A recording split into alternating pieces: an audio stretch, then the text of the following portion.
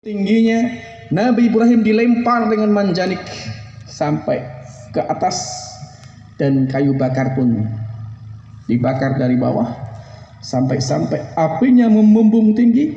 Dan disebutkan oleh Imam Ibnu Katsir, seandainya ada burung yang lewat di atas itu langsung matang, begitu panasnya.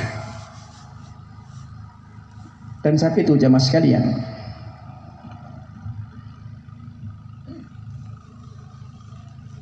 cicak meniup api, sedangkan kodok, semut, burung dengan paruhnya membawa air untuk memadamkan api yang bakar Ibrahim.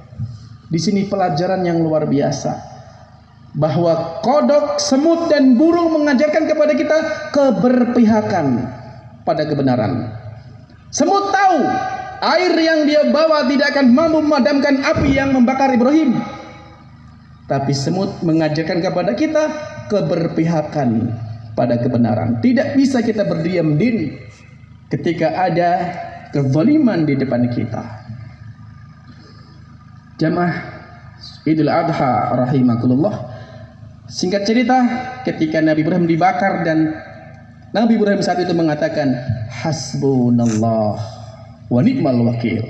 Cukuplah bagi Allah penolongku dan dialah sebaik-baik pelindung. Api yang besar itu tidak mampu membakar Ibrahim. Dan kemudian Ibrahim diperintahkan untuk berpindah dari Babilonia menuju ke Syam, yang saat itu yang beriman hanya istrinya Sarah dan keponakannya Lut, yang kemudian menjadi Nabi Lut. Singkat cerita jamaah sekalian, Nabi Ibrahim berdakwah di Syam. Kemudian ketika paceklik berkepanjangan berdakwah ke Mesir, meminta bantuan pangan untuk dibawa ke Syam, tapi dimusuhi oleh Raja Mesir yang zalim, yang berniat untuk mengambil istrinya Sarah menjadi wanitanya Raja Mesir, yang kemudian ternyata digagalkan atau dibantu oleh Allah Subhanahu wa taala.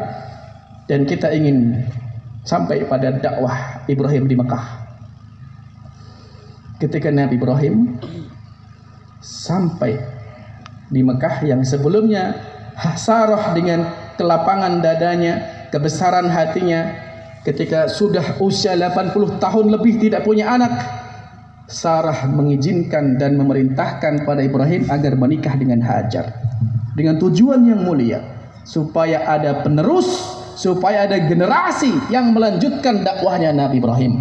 Dan dari pernikahan Ibrahim dengan Hajar lahirlah Nabi Ismail, dan ketika masih bayi dibawa ke Mekah.